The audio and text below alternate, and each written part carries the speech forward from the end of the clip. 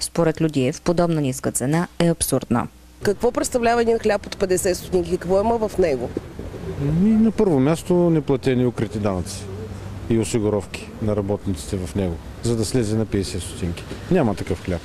И на второ място качеството на този хляб е под изключително голямо съмнение. Няма причина да се очаква намаляване на цената на хляба, който към момента струва близо лев. Какъв процент примерно от себестойността на един хляб е в горивата? Горивото, което се намаля и се предлага на по-ниски цени в България, дизеловото гориво най-вече, не участва в себестойността на производствената себестойност на хляба. За производството се използва основно газ, пелети и електричество, но при фирми, които имат големи транспортни разходи, разнасят в други региони, съществено се отрази върху цената на хляба. Бургазли са на различни мнения дали биха си купили хляб за 50 стотинки. Хляб за 50 стотинки, да. А смятате ли, че ще е хляб? Това никой не може да знае, то отвънка не се вижда. Пише хляб, ама в България качеството не знаете, е забранена дума. 1 лев. Защо?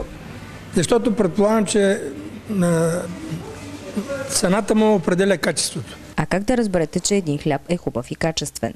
Приятна, хубава, златиста коричка, да е пухкав, да ухае вкусно. А това какъв хляб да купуваме самите ние? Според предпочитанията и най-вече според портфейла си.